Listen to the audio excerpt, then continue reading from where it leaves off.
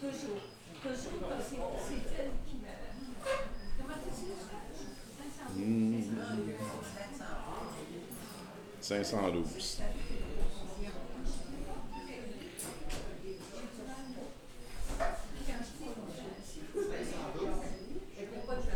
512. 512. Il a dit 250, Jean, tantôt, mais c'est pour les livres anglais. C'est pour les livres anglais, le 250. Et c'est 512 en français, Ah, qu'il est doux. D'accord? Ah, qu'il est doux, ah, qu'il est beau de voir venir ensemble l'Église unie, un seul troupeau dans l'amour qui l'assemble. Toute sa force est la douceur qui sincère et profonde. En chaque frère et chaque sœur est un exemple au monde. Dans l'allégresse ou dans le deuil, son Église est fidèle, car la mort pour elle est le seuil de la vie éternelle. Plus précieux qu'un coffre d'or est l'amour qui les lie. C'est une fortune, un trésor dont leur âme est emplie.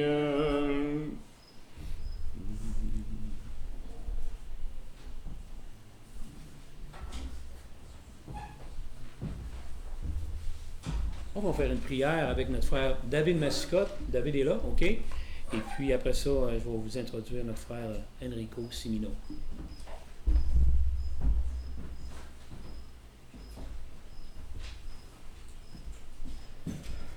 Prions. Seigneur Dieu, Père éternel, on veut te dire merci pour ce message que tu nous as donné ce matin.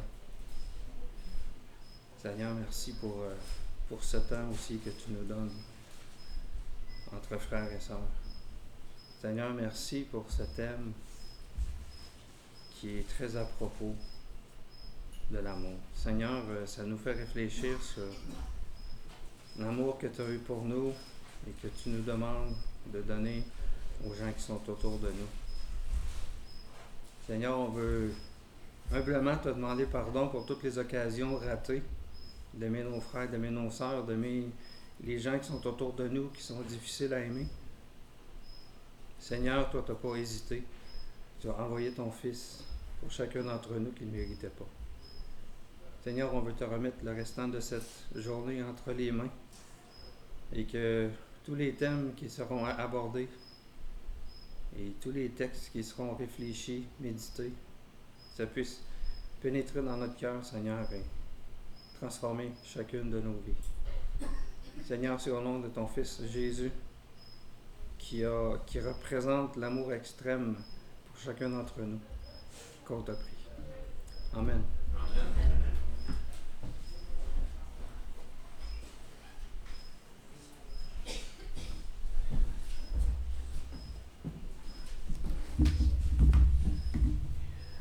Vous avez remarqué que mon téléphone est resté allumé, mais j'ai demandé nous avons demandé de fermer vos téléphones.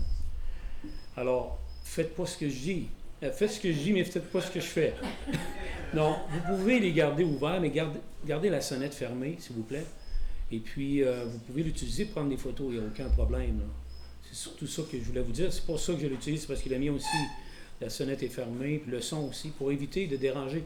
Imaginez, là, tous les téléphones partaient en même temps, là. Puis on comprend que des fois on l'oublie, alors ne vous en faites pas si vous l'avez oublié, vous avez seulement qu'à le fermer. Merci beaucoup. Et maintenant, je vais vous introduire notre frère Enrico Simino, qui est le fils d'Antonio Simino. Et puis ta mère, c'est quoi son nom? Ma mère, c'est Joséphine. Josefina. OK? Et vous allez voir son bel accent italien. C'est tellement beau de l'entendre chanter, de l'entendre parler. On dirait qu'il chante quand il parle. Mais merci beaucoup, Enrico, d'être venu. Son père et un autre frère à l'Assemblée de Charlin ont servi d'anciens pendant des années. Alors, c'est un honneur de t'avoir avec nous et d'avoir aussi ton épouse. Votre nom? Anna. OK. Même nom que mon épouse, Anne.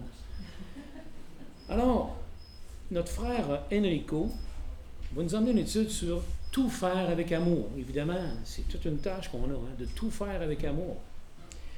Que tout se fasse, que tout ce que vous faites se fasse avec amour.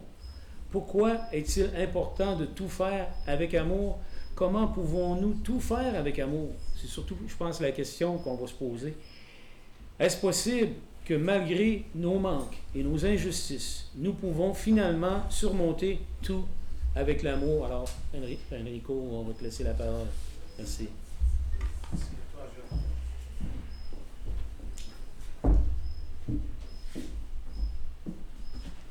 Donc, l'honneur est à moi, Jean, d'être ici. Que la grâce et la paix de Dieu soient avec vous tous, mes frères et sœurs. Très heureux d'être ici. Je vous porte des salutations de la part de l'Église du Christ à Montréal. Et ma femme et moi, nous sommes fiers de faire partie de cette journée de fraternité avec vous, en fait avec l'Église du Christ ici à Saint-Ambroise. Pour commencer, je vous demande d'ouvrir votre Bible. Je vais lire quelques versets. En 1 Corinthiens, chapitre 16, je vais lire de 13 jusqu'à verset 24.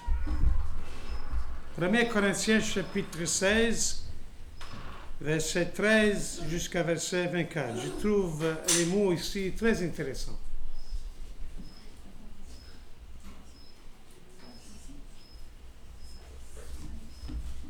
Si vous avez trouvé, je vais commencer. Veillez, demeurez fermes dans la foi. Soyez des hommes. Fortifiez-vous. Que tout ce que vous faites se fasse avec charité. Encore une recommandation que je vous adresse, frères. Vous savez que la famille de Stéphanas est les prémices de l'Achie et qu'il essaie d'ouvrir au service des saintes. Ayez-vous aussi de la différence pour de tels hommes et pour tous ceux qui travaillent à la même œuvre. Je me réjouis dans la présence de Stéphanas, de Fortunas et d'Achéos. Ils ont supplié à votre absence. Verset 19. Les églises d'Asie vous saluent, Aquilas et Priscille. Avec l'église qui est dans leur maison, vous saluent beaucoup dans le Seigneur. Tous les frères vous saluent. Saluez-vous les uns les autres par un saint baiser. Je vous salue, moi Paul, de ma propre main. Si quelqu'un n'aime pas le Seigneur, qu'il soit anathème. Maranatha. Que la grâce du Seigneur Jésus soit avec vous. Mon amour est avec vous, tous en Jésus-Christ. Le verset 13, il dit, quoi faire? Et le verset 14, il dit comment le faire. Qu'est-ce qu'il faut faire? Qu'est-ce que l'apôtre Paul exhorte les frères de Corinthe à faire? Le verset 13, il dit, veillez. Il dit, demeurez ferme dans la foi. Soyez des hommes. Fortifiez-vous. Ça, c'est qu'est-ce qu'il faut faire? Verset 14, comment faut-il faire? Que tout ce que vous faites se fasse avec la charité, avec l'amour. Paul a parlé de l'amour dans 1 Corinthiens chapitre 13 pour répondre à l'immaturité spirituelle et aux divisions de l'église de Corinthe. Les Corinthiens abusaient des dons spirituels, comme le parler en langue et la prophétie, afin d'avoir une auto-glorification, ce qui entraîne un manque d'unité au sein de l'Église. En 1 Corinthiens chapitre 12, versets 19 à 31, l'apôtre Paul y dit: tous sont-ils apôtres? Tous sont-ils prophètes? Tous sont-ils docteurs? Tous ont-ils les dons des miracles? Tous ont-ils les dons de guérison? Tous parlent-ils en langue? Tous interprètent-ils? En 1 Corinthiens 12, 31, Paul y dit: aspirez au don le meilleur. Et c'est quoi le don le meilleur? Et je vais encore vous montrer une voie par excellence. Donc, vous pensez que vous avez le don d'excellence. Vous pensez avoir tous les autres dons, mais moi, je vais vous montrer un don plus excellent à le don que vous voulez avoir. Paul a souligné que l'amour est la vertu la plus importante, que sans lui, les dons spirituels sont en vain. L'amour, tel que défini dans ce chapitre, est patient, bienveillant et astuce. Et il est le fondement d'une communauté chrétienne sainte et unie. Le verset « Faites tout par amour » signifie que toutes vos actions, vos paroles et pensées doivent être motivées par un amour désintéressé et sacrificiel pour Dieu et pour les autres. Tel que défini par l'exemple de Jésus, ce principe que Paul met en avant tout dans les premières épîtres aux Corinthiens est un enseignement chrétien fondamental pour guider la vie chrétienne. En fait, la vie d'un croyant qui va prouvoir à l'unité au sein de l'Église. Agir avec amour est une façon de glorifier Dieu, d'imiter le Christ et de résoudre les conflits. Quand il y a l'amour, on peut résoudre des conflits. Quand il n'y a pas d'amour, on ne peut pas résoudre des conflits. Pourquoi est-il important que tout se fasse avec amour? L'amour est le plus grand commandement.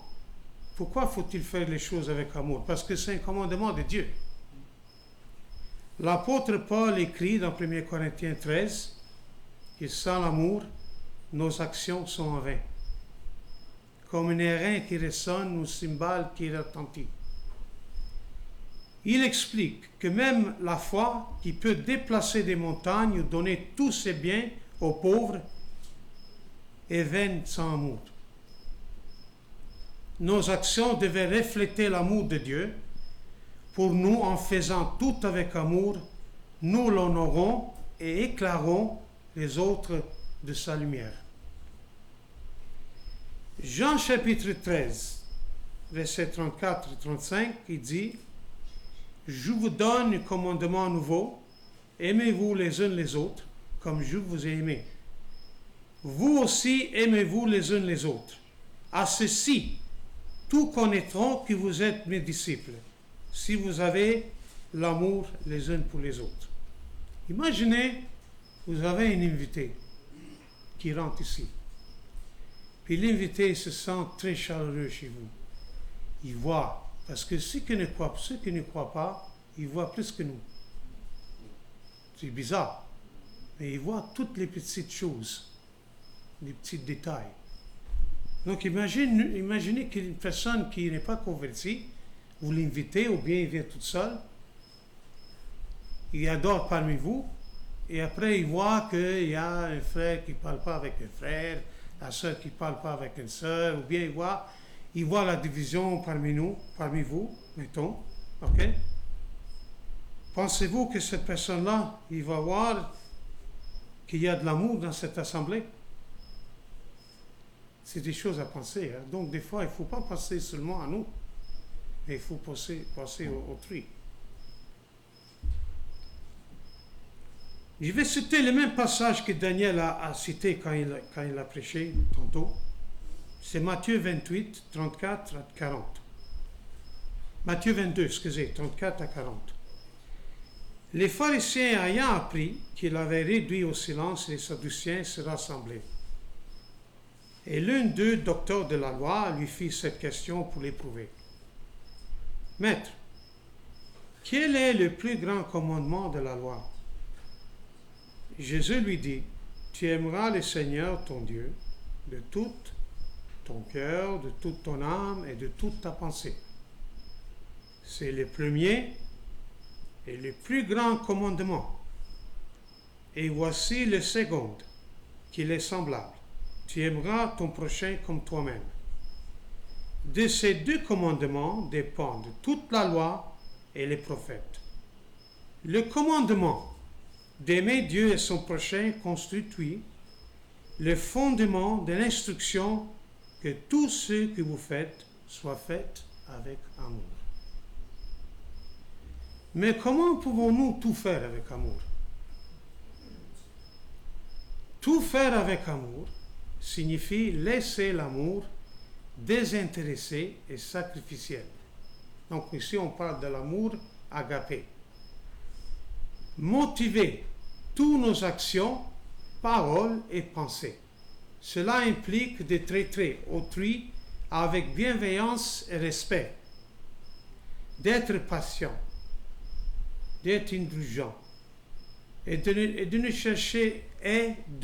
rechercher le bien des autres, même si cela exige un sacrifice personnel, parce que ça exige un sacrifice personnel. Sans ce sacrifice, on ne peut pas réussir.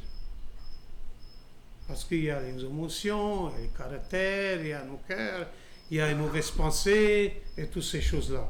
Vous savez déjà, on est humains, on se connaît les uns les autres.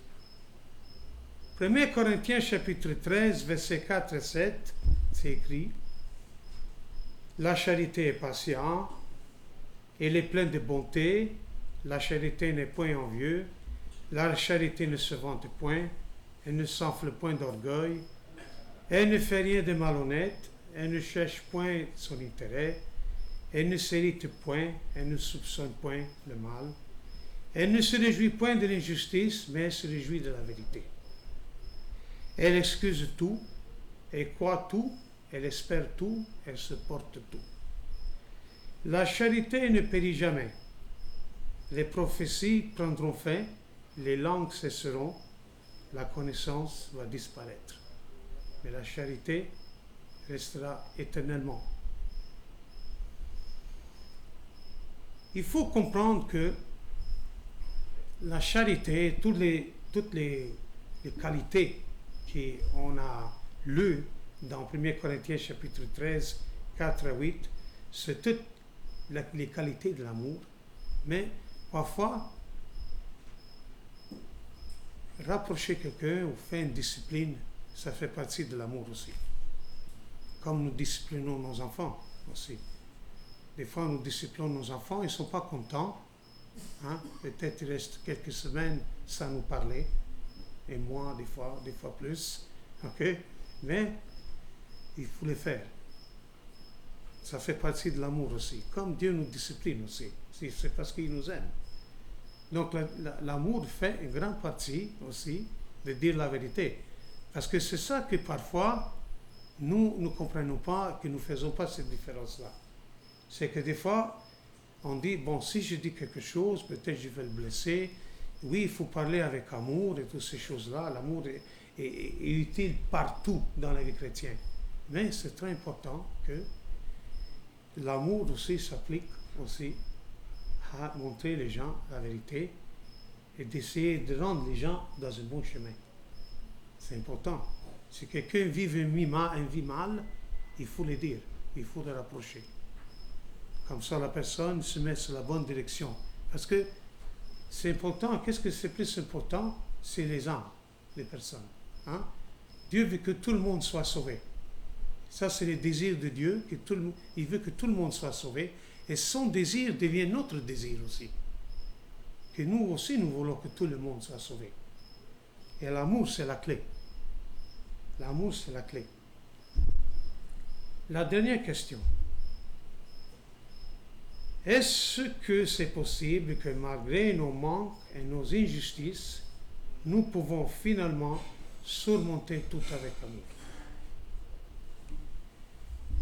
Plusieurs passages des Écritures abordent ce sujet, notamment Philippiens chapitre 4, 13, qui dit « Je puis tout par celui qui me fortifie ».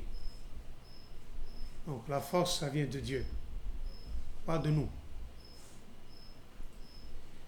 2 Corinthiens chapitre 12, verset 9, il dit « Qui affirme que la puissance de Dieu s'accomplit dans la faiblesse ?»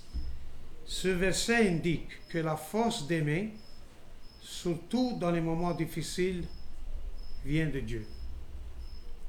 Je ne sais pas si vous avez jamais expérimenté dans votre vie, lorsque il y a un conflit dans la famille ou dans l'église, n'importe,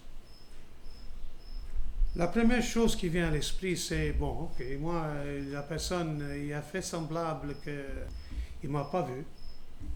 Alors, il s'est tourné le dos. Pourquoi c'est moi qui dois s'approcher pour aller le saluer? Ça arrive souvent, ça. OK? Donc, on se dit, bon, ok, celui ne veut pas me saluer, moi non plus, je vais le saluer. Alors, tu vois un peu la partie négative. Mais, là, il faut prier, il faut chercher la force de Dieu, avoir la force suffisante, il faut mettre de côté l'orgueil et toutes ces choses-là. Il peut s'approcher à cette personne et dire hey, « Bonjour, comment ça va? » Puis tu vas voir que, en faisant ça, ta relation va améliorer. Et toi, tu vas te sentir merveilleux. Parce que c'est ça l'amour. Quand on est prêt de sacrifier notre temps pour les autres, qui est le premier bénéfice? C'est nous. Vraiment, c'est difficile à faire, mais c'est nous qui soyons remplis de joie, parce qu'on a fait quelque chose contre la chair. Hein? Il faut faire les choses selon l'esprit, pas les choses selon la chair. Paul parle de ça, en Galates et Éphésiens aussi. Donc, allez un petit peu plus loin, allez un petit peu plus loin dans votre vie, allez-en un peu plus loin dans notre vie, même si le corps et les pensées parfois ne veulent pas faire de plus, mais essayons, efforçons-nous de faire les pas, parce que nous le faisons pour Dieu.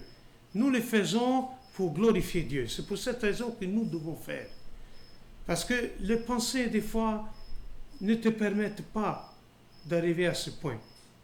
Mais si nous comprenons c'est quoi l'amour, si nous comprenons que c'est un commandement de Dieu, alors cela va nous aider, ça va nous fortifier à le faire de plus en plus.